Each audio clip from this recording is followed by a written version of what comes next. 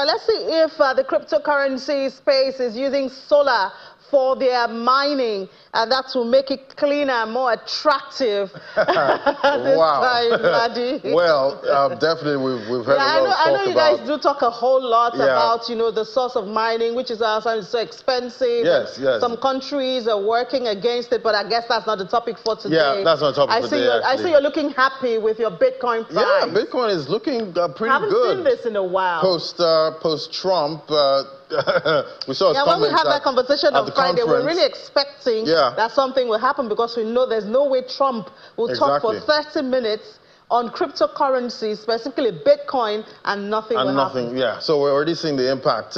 This time we see it's mostly green on the screen. Bitcoin up about 2.44% this afternoon, but we see pockets of red at this time, but not really major altcoins. But let's look at the headlines right now. We see a Satoshi-Era Bitcoin wallet got reactivated. That wallet was dormant for a while. It got activated, and they valued that wallet at over $500 billion at this point, and it could actually go as high as 15,000% if whoever owns that wallet, you know, decides to sell at this point, because we know Satoshi, when he created Bitcoin, we got some people that actually, you know, keyed into Bitcoin that time, and they've held their coins for that long. But we see Justice Sun also urging China on their crypto stance at this point, with the rising prominence of cryptocurrency due to the U.S. Upcoming presidential election. We're seeing the likes of Donald Trump, you know, talking about Bitcoin. So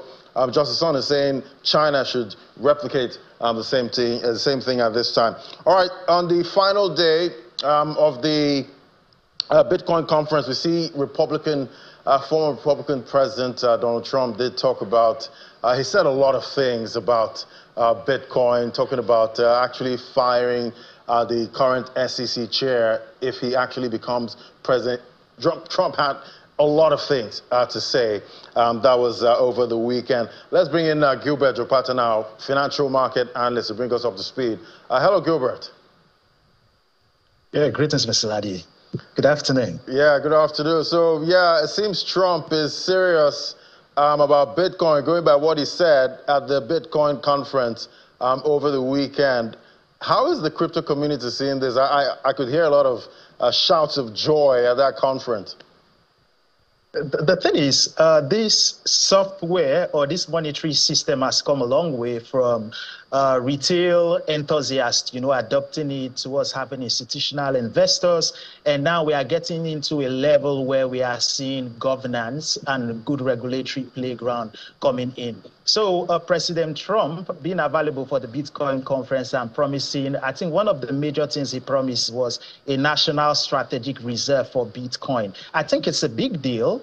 Not just for the cryptocurrency market, you know, as an industry, but I also think for the development process of these assets and America in particular, because it's a big deal, because we have seen smaller countries like El Salvador getting in, you know, with mining, Argentina as well, but we've not seen a big country like the United States, you know, stepping in. And so Donald Trump, if he fulfilling his promise, that is if he gets to become president of America. And, you know, it's not necessarily that Bitcoin is going to replace the dollar, but this is like having a decision and acknowledging that Bitcoin is a disruptive, you know, asset class, as well as acknowledging the technology that backs it, understanding that Bitcoin is scarce, and also consider, look, let's have this in our balance sheet.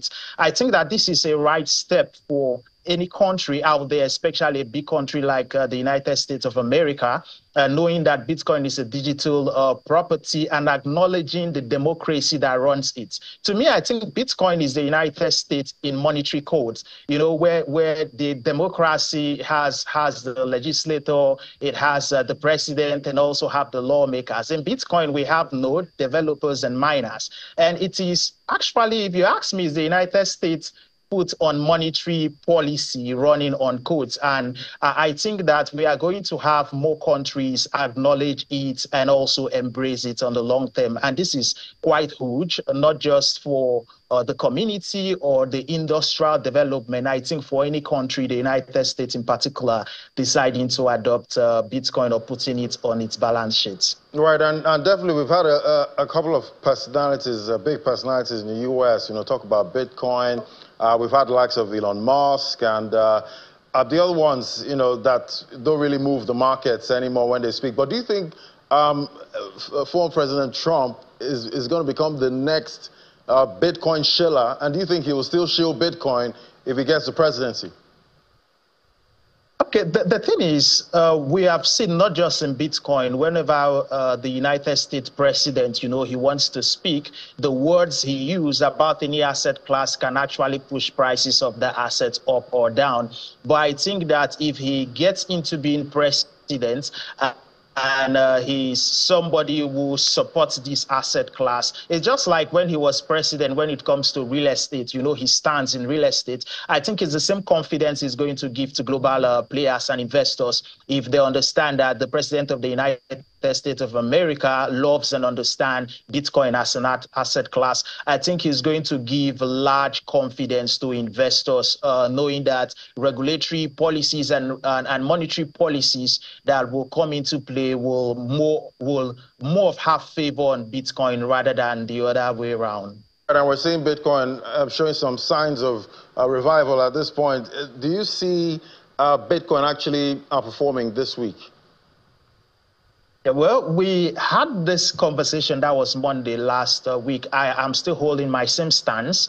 Bitcoin carried a build up, from I think about a week and a couple of days, and that build up was meant to take us to our resistance level. I understand that there are a lot of bullish stance there in the marketplace, but I am snake bite careful technically because as we have moved into the resistance level, Bitcoin is forming a descending channel. So I think that there is a probability of outcome that Bitcoin is going to bounce off from the resistance level than a breakout. But regardless, we'll watch the market. But I am snake bite careful that once we get more into this resistance level, breakout is less of a possibility. Even though I'm not taking that out, it can happen. But I think that the descending channel we have technically is a point of carefulness that investors should be aware of.